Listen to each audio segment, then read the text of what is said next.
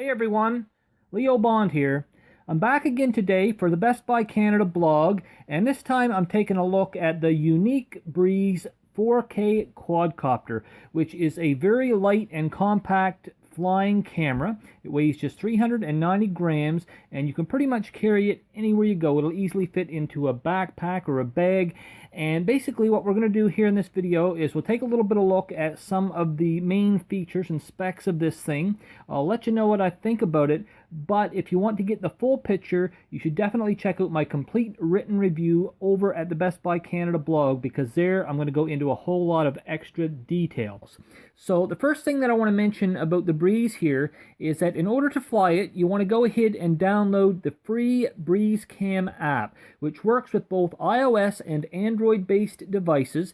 And the one little thing there that's a benefit of having the iOS device is that it gives you access to an extra feature, and that is live streaming. So you actually get to see on your phone what the drone actually sees, which could be pretty significant because this thing can fly up to 1,000 meters away from you and at an 80-meter height range. So very, very nice. You're probably going to get some excellent footage from up there, and that footage will be recorded at 30 frames per second of ultra high definition 4K video. And if you want to shoot still photos, those will be in 13 megapixel quality. So definitely a professional level of photography with this drone. Now the Breeze also has 5 different flight modes, including pilot mode, which is the one that gives you the most autonomy. In other words, with this one you get to fully fly the drone yourself and make it do whatever you want it to do. And there's also selfie mode, and this one is recommended for inexperienced pilots or people that are new to drones. And that's basically because it's almost a fully automated mode. Essentially, you'll get the drone to take off. It raises to about a meter or so, and then there's just little adjusters on your screen that allows you to kind of adjust how far away from you it is and how high it is and stuff like that, and then you just film away basically. Now there's also an orbit mode, and that one basically does exactly what it sounds. It puts you or whatever object you want to film in the middle, and the camera or the drone will fly around you and constantly film and constantly look at that same spot from an orbiting position. So kind of an interesting one there. There's another one called Journey Mode, and that one's a little bit tougher to explain, but basically you make the drone fly away from you slowly, and then it will come back along the exact same path, kind of filming you as it goes. And finally there's a Follow Me mode, which is exactly as it sounds. You just basically set the Breeze to whatever distance away from yourself that you want, train the camera on yourself, and you could start moving around, walking around, or whatever. Now, some other features that also came in really handy for me were the auto takeoff and auto landing feature. So basically it's just a press of a button to do either one of these things.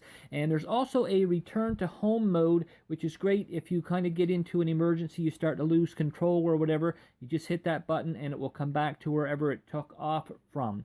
Now, the battery for this thing is an 1150 milliamp hour LiPo, and it takes approximately 45 minutes to charge it.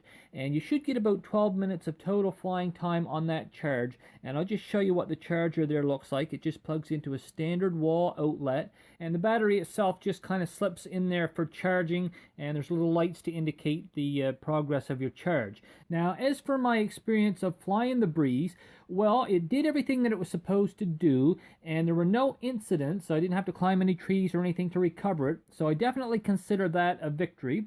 And I got some pretty decent footage, and it was relatively easy to find in the app. One thing that I did notice was that I had to have the drone connected to the app in order to see my videos in the gallery and then download them, but it was all very easy after that.